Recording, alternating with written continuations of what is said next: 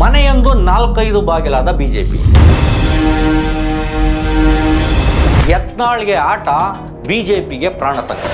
ಧೀಮಂತ ಮಗ ವಿಜಯೇಂದ್ರನ ಗತಿ ಏನು? ಯಡಿಯೂರಪ್ಪ ಎಂದೂ ಲಿಂಗಾಯತರಿಗೆ ಏನೇನು ಉದ್ಧಾರ ಮಾಡಿಲ್ಲ. ಬಸವನಗೌಡ ಪಾಟೀಲ್, ಯತ್ನಾಳ್ ಇವರೆಲ್ಲರೂ ಸಹ ವಿಜಯೇಂದ್ರ ಪಾಲಿಗೆ ಜಯ ಇಲ್ಲ, ಯತ್ನಾಳ್ ಸವಾರಿಗೆ ಬ್ರೇಕ್ ಇಲ್ಲ. ಹೈಕಮಾಂಡು ಈ ಪೂಜ್ಯ ತಂದೆ ಮತ್ತು ಪೂಜ್ಯ ತಂದೆಯವರ ಮಗನ ಮೇಗಿನ ವ್ಯಾಮೋಹ ಬಿಡಬೇಕಂತ ನಾನು ಅವರದಾರಲ್ಲ ಪೂಜ್ಯ ತಂದೆ ಮತ್ತು ಪೂಜ್ಯ ತಂದೆಯ ಮಗ ಅವ್ರ ಜೀವನಾನೇ ಇದೇ ಮಾಡ್ಯಾರ. ಏನು ಯಡಿಯೂರಪ್ಪ ಪೂಜ್ಯ ಯಡಿಯೂರಪ್ಪ ಪುತ್ರ ಏನು ಮಾತಾಡೋದು? ಕೋಮುವಾದಿ ವರ್ಸಸ್ ಕೋಮುವಾದಿ ಪ್ರೋ ಮ್ಯಾಕ್ಸ್ ಫೈಟ್. ಬಿಜೆಪಿ ಮನೆಯ ಮುದ್ದೆ ತೂತು.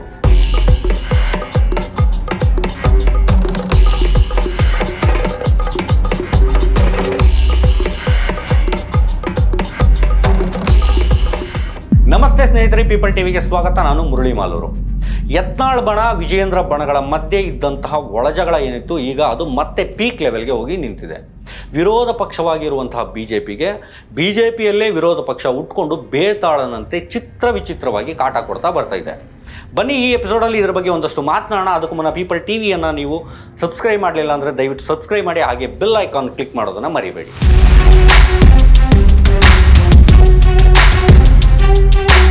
ಸ್ನೇಹಿತರೆ, ಈ ಬಿಜೆಪಿಯ ಒಳಜಗಳಗಳು ಏನಿದಾವೆ ಅದು ಹೊಸದಾಗಿ ಏನು ಇರ್ತಕ್ಕಂಥದ್ದಲ್ಲ. ಸಾಮಾನ್ಯವಾಗಿ ಎಲ್ಲ ರಾಜಕೀಯ ಪಕ್ಷಗಳಲ್ಲೂ ಸಹ ಇದು ಸರ್ವೇ ಸಾಮಾನ್ಯವಾಗಿ ನೀವು ನೋಡ್ಬೋದು. ಆದರೆ ಬಿಜೆಪಿ ಅನ್ನೋ ಪಕ್ಷದಲ್ಲಿ ಈ ಒಳಜಗಳಗಳು ಇರುವಂಥದ್ದು ಒಂದು ರೀತಿ ನೋಡೋರಿಗೆ ಮಜವಾಗಿ ಕಾಣ್ತಾ ಬರ್ತಿದೆ. ಈ ಮಜವಾಗಿ ಕಾಣೋದು ಯಾಕೆ ಅಂತ ನೋಡಿದರೆ, ಬಿಜೆಪಿಯ ವಿರೋಧ ಪಕ್ಷದ ನಾಯಕ ಈಗ ವಿರೋಧವಾಗಿ ಕಾಣ್ತಿರುವಂಥದ್ದು ಇದೇ ಬಿಜೆಪಿಯ ಯತ್ನಾಳ್ ಅನ್ನೋರು. ಈ ಕಾರಣಕ್ಕಾಗಿ ಇವರ ಉಚ್ಚಾಟಗಳು ಏನಿದ್ದಾವೆ ಜನರಲ್ಲಿ ಒಂದಷ್ಟು ಕ್ಯೂರಿಯಾಸಿಟಿಯನ್ನು ಹುಟ್ಟಿಸುವಂಥದ್ದು ಮತ್ತು ಅವರಿಗೆ ಒಂದು ರೀತಿ ಮಜವಾಗಿ ಕಾಣಿಸ್ತಾ ಇರುವಂಥದ್ದು. ಈಗಂತೂ 3 ಬೈ ಎಲೆಕ್ಷನ್ ಏನು ನಡೆದಿದೆ ಅದರಲ್ಲಿ NDA ಟವಲ್ ಮುಚ್ಕೊಂಡು ಓಡಾಡುವಂಥ ಪರಿಸ್ಥಿತಿಗೆ ಬಂದು ನಿಂತಿದೆ. ಈ ಸೋಲು ವಿಜಯೇಂದ್ರ ಅಂಡ್ ಟೀಮ್ಗೆ ತಲೆನೋವಾಗಿದ್ದರೆ, ಇದೇ ಸೋಲು ಯತ್ನಾಳ್ ಅವರಿಗೆ ಮತ್ತಷ್ಟು ಹುಮ್ಮಸ್ಸನ್ನು ತಂದುಕೊಟ್ಟಿದೆ ಅವರು ಒಂದು ಟೀಮ್ಗೆ. ಕಳೆದ 2 ವರ್ಷಗಳಿಂದಲೂ ಯತ್ನಾಳ್ ಯಡಿಯೂರಪ್ಪ ಮೇಲೆ ಇಷ್ಟ ಬಂದಂತೆ ಬೈಕೊಂಡು ಮಾತನಾಡಿಕೊಂಡು ಬರ್ತಾನೆ ಇದ್ದಾರೆ. ಈಗ ಇದೇ ಯತ್ನಾಳ್ ಪಾಯಿಂಟ್ ಬ್ಲಾಕಲ್ಲಿ ವಿಜಯೇಂದ್ರ ಸನ್ ಆಫ್ ಯಡಿಯೂರಪ್ಪ ಅವ್ರ ವಿರುದ್ಧ ಫೈರ್ ಮಾಡೋದಕ್ಕೆ ನಿಂತ್ಕೊಂಡಿದ್ದಾರೆ. ಈ ಹಿಂದೆ ಯತ್ನಾಳ್ ಮಾತನಾಡ್ತಿದ್ದಂತಹ ಒಂದಷ್ಟು ಮಾತುಗಳನ್ನು ನೀವು ಒಂದ್ಸಾರಿ ಕೇಳ್ಕೊಂಡು ಬನ್ನಿ. ಯಡಿಯೂರಪ್ಪ ಅಂಡ್ ಸನ್ಸ್ ಬಗ್ಗೆ ಮುತ್ತು ರತ್ನಗಳನ್ನು ಉದುರಿಸಿದ್ದಾರೆ. ಅವರದಾರಲ್ಲ ಪೂಜ್ಯ ತಂದೆ ಮತ್ತು ಪೂಜ್ಯ ತಂದೆಯ ಮಗ ಅವ್ರ ಜೀವನಾನೇ ಇದೇ ಮಾಡ್ಯಾರ. ಅವ್ರ ಅಪ್ಪ ಮಕ್ಕಳು ಬರೇ BJP ಅಭ್ಯರ್ಥಿಗಳು ಸೋಲಿಸಿರ್ಬೇಕು, ನನಗೆ ಸೋಲಿಸಲಿಕ್ಕೆ ವಿಜಯೇಂದ್ರ ರೊಕ್ಕ ಕೊಟ್ಟು ಕಳಿಸಿದ್ದ. ಅವ್ರ ದಂಧ ಅದು ಐತಿ. ಒಟ್ಟೆ ಅವ್ರ ಅಪ್ಪ ಅಲ್ಲಿ ರಾಘವೇಂದ್ರ ಕೇಂದ್ರ ಕ್ಯಾಬಿನೆಟ್ ಮಂತ್ರಿ ಆಗ್ಬೇಕು, ಸಣ್ಣ ಮಗ ಮುಖ್ಯಮಂತ್ರಿ ಆಗ್ಬೇಕು, ಇನ್ನೂ ಮನೆಗೆ ಚಳ್ಳಿ ಮೆಳ್ಳಿ ಅದಾವು, ಅವೆಲ್ಲ ರಾಜ್ಯಸಭಾ ವಿಧಾನ ಪರಿಷತ್ ಆಗ್ಬೇಕು, ಬೆಕ್ಕನಾಯಿ JDP ಮೆಂಬರ್ ಆಗ್ಬೇಕು. ಇದು ಯಡಿಯೂರಪ್ಪನ ಕೊನೆಯ ಕನಸು. ಯಡಿಯೂರಪ್ಪ ಎಂದೂ ಲಿಂಗಾಯತರಿಗೆ ಏನೇನು ಉದ್ಧಾರ ಮಾಡಿಲ್ಲ, ಕುಟುಂಬ ಉದ್ಧಾರ ಮಾಡಿಕೊಡ್ಯಾರ. ಮತ್ತು ಯಡಿಯೂರಪ್ಪನೇ ಲಿಂಗಾಯತಲ್ಲ, ಮೊದಲೇದು ಒಂದು 3-4 ಸ್ವಾಮಿಗಳನ್ನ ಹಿಡ್ದಾನ, ಅವಕ್ಕೆ ರೊಕ್ಕ ಕೊಡ್ತಾನೆ. ಅವ್ನ ಪರವಾಗಿ ಅವರು ಸ್ವಾಮಿಗಳು ತಥಾಸ್ತು ಅಂತೇಳಿ ಆಶೀರ್ವಾದ ಕೊಟ್ಕೋತ ಕೂತಾರ. ಅವ್ರು ಈಗಾದ್ರೆ ಪಾರ್ಟಿ ಚುನಾವಣೆ ಮುಗಿದ ಮ್ಯಾಗೆ ಇವ್ರು ಯಡಿಯೂರಪ್ಪನವ್ರು ಬಂಡವಾಳ ಬಿಸ್ತಿನ್ಲಲ್ಲ ಮತ್ತೆ ಬಿಸ್ತೀರ. ಹೀಗೆಲ್ಲ ಮಾತನಾಡುವಂಥ ಯತ್ನಾಳ್ಗೆ ಇವರು ಬ್ರೇಕ್ ಹಾಕೋದಕ್ಕೆ ಯಾಕೆ ಆಗ್ತಿಲ್ಲ ಅನ್ನೋದೇ ಜನಕ್ಕಿರುವಂತಹ ಪ್ರಶ್ನೆ. ಇದೇ ರೀತಿ ಬೇರೆ ಯಾರಾದರೂ ಇವರು ಒಂದು ಪಕ್ಷದಲ್ಲಿ ಮಾತನಾಡಿದರೆ ಶಿಸ್ತು ಕ್ರಮ ಅಂತ ಹೇಳಿ ಬಿಜೆಪಿಯವರು ಒಂದು ನೋಟಿಸನ್ನು ಕೊಡ್ತಿದ್ರು. ಬಟ್ ಯತ್ನಾಳ್ ವಿಚಾರದಲ್ಲಿ ಯಾರೂ ಸಹ ಕೆಮ್ತಾ ಇಲ್ಲ. ಯಡಿಯೂರಪ್ಪ ಯತ್ನಾಳ್ ಬಗ್ಗೆ ಹೂ ಮೇಲೆ ಪನ್ನೀರ್ ಎರಚೋ ರೀತಿ ತುಂಬ ಸಾಫ್ಟಾಗಿ ಮಾತನಾಡಿದ್ದಾರೆ. ಒಂದ್ಸಾರಿ ಅವರ ಮಾತುಗಳನ್ನು ಕೇಳಿ ಅವರ ಭಾವ ಎಂಥದ್ದು ಅಂತ ನಿಮಗೆ ಅರ್ಥ ಆಗುತ್ತೆ. ಇವತ್ತು ಬಸವನಗೌಡ ಪಾಟೀಲ್, ಯತ್ನಾಳ್ ಇವರೆಲ್ಲರೂ ಸಹ ಹೋರಾಟ ಮಾಡೋದನ್ನು ಕೈ ಬಿಟ್ಟು ನಮ್ಮ ಜೊತೆಗೆ ಒಟ್ಟಾಗಿ ಸೇರಿ ಕೆಲಸ ಮಾಡಿ ಅಂತ ವಿಜಯೇಂದ್ರ ಅವರು ರಾಜ್ಯದ ಅಧ್ಯಕ್ಷರಿಗೆ ವಿನಂತಿ ಮಾಡಿಕೊಂಡ್ರು. ಆದರೂ ಸಹ ಅವರು ಸ್ವಪ್ರತಿಷ್ಠೆಯಿಂದ ಇದೆಲ್ಲ ಮಾಡ್ತಿರುವಂಥದ್ದು ಅವ್ರಿಗೆ ಶೋಭೆ ತರುವಂಥದ್ದಲ್ಲ. ಈಗಲಾದರೂ ಅವರು ಜಾಗೃತರಾಗಿ ಬಂದು ಎಲ್ಲರೂ ಒಟ್ಟಾಗಿ ಸೇರಿ ಪಕ್ಷವನ್ನು ಬಲಪಡಿಸೋದಕ್ಕೆ ಅವರೆಲ್ಲರೂ ಸಹಕಾರ ಕೊಡಬೇಕು ಅಂತ ನಾವು ವಿನಂತಿ. ಬರಲ್ಲ ಅಂತಿದ್ದಾರೆ ಸರ್ ಅವರು. ಇಲ್ಲ, ನಮ್ಮ ಡ್ಯೂಟಿ ನಾವು ಮಾಡ್ತೀವಪ್ಪ, ಉಳಿದಂಥದ್ದು ಅವ್ರಿಗೆ ಬಿಟ್ಟದ್ದು ಕೇಂದ್ರದ ನಾಯಕರಿಗೆ ಬಿಟ್ಟು. ವರಿಷ್ಠ ಗಮನಕ್ಕೆ ತರ್ತೀರಾ ಸರ್? ಎಲ್ಲ ವರಿಷ್ಠ ಗಮನಕ್ಕೆ ಎಲ್ಲ ಗೊತ್ತಿರುತ್ತೆ, ನೋಡೋಣ ಏನು ಮಾಡ್ತಾರೆ. ನೋಡಿದ್ರಲ್ಲ, ಯತ್ನಾಳ್ ದೊಣ್ಣೆ ಹಿಡ್ಕೊಂಡು ನಿಂತಿರುವಂಥದ್ದು ಯಡಿಯೂರಪ್ಪ ಅವರ ಮಗನ ಮೇಲೆ, ಅಂದರೆ ಅರ್ಥಾತ್ ವಿಜಯೇಂದ್ರ ಅವ್ರ ಮೇಲೆ. ಆದರೆ ಪಿತೃ ಹೃದಯದಂತಹ ಯಡಿಯೂರಪ್ಪ ಮಾತ್ರ ಯತ್ನಾಳ್ ಬಗ್ಗೆ ಇಳೆಯರಾಜ ಮ್ಯೂಸಿಕ್ನಷ್ಟು ಸುಕೋಮಲವಾಗಿ ಮಾತನಾಡಿದ್ದಾರೆ. ಇದನ್ನೇ ನಮ್ಮ ಮಾಧ್ಯಮಗಳು ಟಿಂಗ್ ಟಾಂಗ್ ಅಂತೆಲ್ಲ ಮಾತನಾಡಿದ್ವು. ಪಾಪ ಆ ಹಿರಿಜೀವಕ್ಕೆ ಈ ಟಾಂಗ್ ಅನ್ನೋ ಪದ ಎಷ್ಟು ನೋವು ಕೊಟ್ಟಿದೆಯೋ ಏನೋ ಬಹುಶಃ ಅವರಿಗೆ ಅರ್ಥವಾಗಬೇಕು, ಅವರಿಗೆ ಗೊತ್ತಿರಬೇಕು.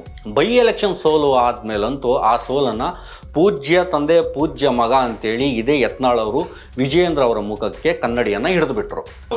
ನೀವು ರಾಜ್ಯಾಧ್ಯಕ್ಷರಿಗೆ ಪ್ರತಿಕ್ರಿಯೆ ಕೇಳ್ರಿ, ಅವ್ರ ನೇತೃತ್ವ ಜನ ಕರ್ನಾಟಕದಲ್ಲಿ ಒಪ್ಪಿದಾರೋ ಇಲ್ಲೋ ಅವ್ರಿಗೆ ಗೊತ್ತು. ಬಂದಾಗಿದ್ದು ನಮಗೂ ದುಃಖ ಇದೆ. BJPಗೆ ಇಂಥ ಹೀನಾಯ ಸೋಲು ನಿಜಕ್ಕೂ ನಾವು ನಿರೀಕ್ಷೆ ಮಾಡಿರಲಿಲ್ಲ. ಆದರೆ ಇದೆಲ್ಲ ಒಳ ಒಪ್ಪಂದದಿಂದ ಕರ್ನಾಟಕದಲ್ಲಿ ಭಾರತೀಯ ಜನತಾ ಪಾರ್ಟಿ ಈ ಸ್ಥಿತಿಗೆ ಬರ್ತಾ ಇದೆ.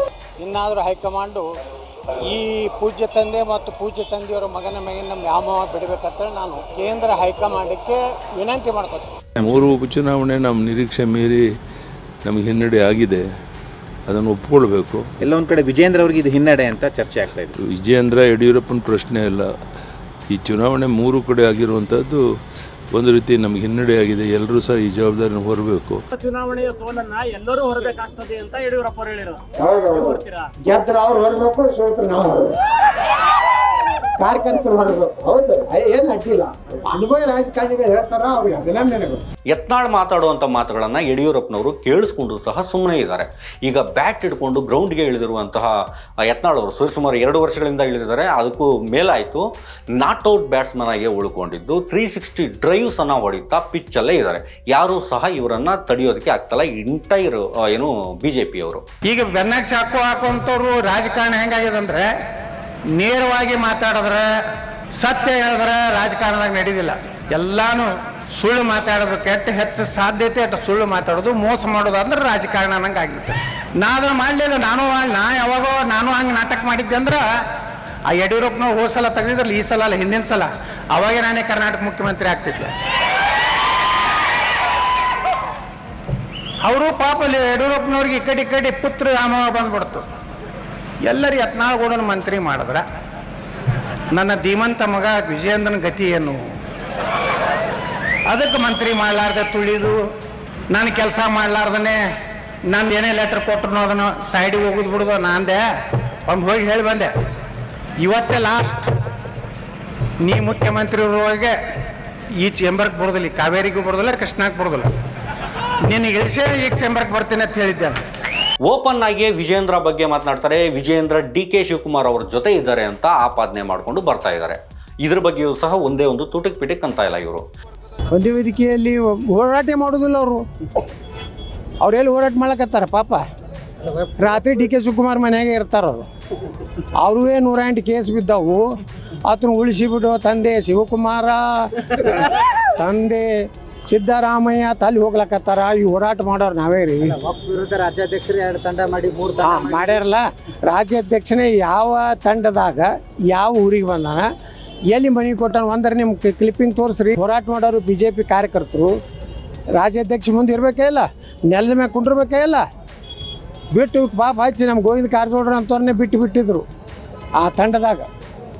ಅದಕ್ಕೆ ಇದನ್ನೆಲ್ಲ ಹೇಳಬೇಡ ಹೇಳ್ರಿ ಯಡಿಯೂರಪ್ಪನವ್ರಿಗೆ. ಪಾಪ ವಯಸ್ಸಾಗಿದೆ, ಭಾಳ ಒಳ್ಳೆ ಮೊಮ್ಮಕ್ಕಳು ಮರಿ ಮೊಮ್ಮಕ್ಕಳು ಆಗ್ಯಾವು. ಚೆಂದಾಗಿ ಆಟ ಆಡ್ಕೊಂಡು ಸುಮ್ಮನೆ ಕುಂಡ್ರಂತಾರೆ. ಬಿಟ್ಟು ತನ್ನ ಮಗನ ಸಲುವಾಗಿ ಯಾಕಿಟ್ಟು ಹೋರಾಟ ಮಾಡ್ಲಕತ್ತಾರೆ. ಅವ್ನ ಮಗನಿಗೆ ಕೆಪಾಸಿಟಿ ಇದ್ರೆ ತಯಾರಾಗ್ತಾನೆ, ಇಲ್ಲಾಂದ್ರೆ ನಾವು ಬರ್ತೀವಿ ಅಟ್ಟೆ. ಚಲೋ ಆಯಿತು ಅಂದ್ರೆ ಯಡಿಯೂರಪ್ಪನ ನೇತೃತ್ವದಲ್ಲಿ ವಿಜೇಂದ್ರ ಗೆಲುವು. ಅಲ್ಲಿ ಕಿಸೋದು ನಿಮ್ಮೆಲ್ಲ ಫ್ರಂಟ್ ಪೇಜ್ನಾಗ TV ಒಳಗೆ ಧೀಮಂತ ನಾಯಕತ್ವದಲ್ಲಿ BJP ಮುನ್ನಡೆ ಅಂತ ಹೇಳ್ತಾರೆ. ಸೋತಿದ್ದು ಗೆದ್ದಿದ್ದು ನೀವು ತೊಗೋತೀರಿ ಅಂದ್ರೆ ಸೋತಿದ್ದು ನೀವೇ ತೊಗೋಬೇಕ್ರಿ.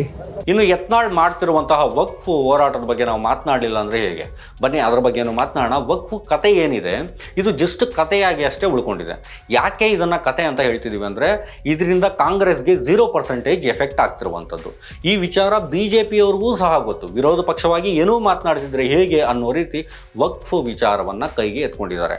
ಆದರೆ ಇದರ ಲಾಭವನ್ನು ಪಡ್ಕೋತಾ ಇರೋದು, ವಕ್ಫ್ ಅನ್ನೋ ವಿಚಾರದ ಲಾಭವನ್ನು ಪಡ್ಕೋತಾ ಇರೋದು ಮಾತ್ರ ಯತ್ನಾಳ್ ಅವರು. ಅವ್ರಿಗೆ ತಮಗೆ ಹೇಗೆ ಬೇಕೋ ಅದನ್ನು ಬಳಸ್ಕೊಳ್ತಾ ಬರ್ತಿದ್ದಾರೆ. ಅಚ್ಚರಿ ವಿಚಾರ ಏನಪ್ಪ ಅಂತಂದರೆ, ಇದರ ಮಧ್ಯೆ ಶೋಭಕ್ಕ ಅವರು ಯತ್ನಾಳ್ ಟೀಮ್ ಅವರಿಗೆ ಬೆಂಬಲವನ್ನು ಸೂಚಿಸಿರುವಂಥದ್ದು. ಯಡಿಯೂರಪ್ಪನಿಗೆ ರೆಕ್ಕೆ ಅಂತಿದ್ದ ಶೋಭಕ್ಕ ಟೀಮ್ ಚೇಂಜ್ ಮಾಡಿರೋದು ಮಾತ್ರ ಸಿಕ್ಕಾಪಟ್ಟೆ ಸೌಂಡ್ ಮಾಡ್ತಾ ಇದೆ. ಯತ್ನಾಳ್ ಟೀಮ್ ಅಂತ ಜನರ ಕಣ್ಣಿಗೆ ಕಾಣ್ತಿದ್ದು ರಮೇಶ್ ಜಾರಕಿಹೊಳಿ ಅವರು, ಕುಮಾರ್ ಬಂಗಾರಪ್ಪ ಅವರು, ಅರವಿಂದ್ ಲಿಂಬಾವಳಿ ಅವರು ಮಾತ್ರ. ಈಗ ಶೋಭಕ್ಕ ಅವರು ಡೈರೆಕ್ಟ್ ಆಗಿ ಕಾಣಿಸ್ಕೋತಾ ಇದ್ದಾರೆ. ಪ್ರತಾಪ್ ಸಿಂಹ ಅವರು ಯಡಿಯೂರಪ್ಪ ವಿರುದ್ಧ ಮಾತನಾಡ್ಕೊ ಬಂದಿದ್ರು, ಅವರು ಸಹ ಈಗ ಯತ್ನಾಳ್ ಟೀಮ್ ಜೊತೆ ನಿಂತ್ಕೊಂಡಿದ್ದಾರೆ ಅಂತಲೇ ಹೇಳ್ಬೋದು. ಇನ್ನು ಆರ್ ಅಶೋಕ್ ಬಗ್ಗೆ ಹೇಳೋದಾದರೆ ಆತ ಒಕ್ಕಲಿಗರ ನಾಯಕ ಅನ್ನೋದು ಬಿಟ್ಟರೆ ಬೇರೆ ಏನೂ ಇಲ್ಲ. ಹಾಗಾಗಿ ರೆಪ್ರೆಸೆಂಟೇಷನ್ ವಿಚಾರಕ್ಕೆ ಅವರನ್ನು ವಿರೋಧ ಪಕ್ಷದ ನಾಯಕರನ್ನಾಗಿ ಮಾಡ್ಕೊಂಡಿದ್ದಾರೆ. ಅವರು ಎರಡೂ ಬಣಗಳಿಂದ ಅವರೊಂದು ರೀತಿಯ ಅಂತರವನ್ನು ಕಾಯ್ದುಕೊಂಡಿದ್ದಾರೆ. CT ರವಿ ಅವರು, ಅಶ್ವಥ್ ನಾರಾಯಣ ಇವರೆಲ್ಲರೂ ಸಹ RSS ಬ್ಯಾಕ್ಗ್ರೌಂಡ್ನಿಂದ ಬಂದಿರೋರಾಗಿದ್ದರಿಂದ ಇವ್ರದೇ ಒಂದು ಸಪರೇಟ್ ಟೀಮ್ ಒಂದಿದೆ.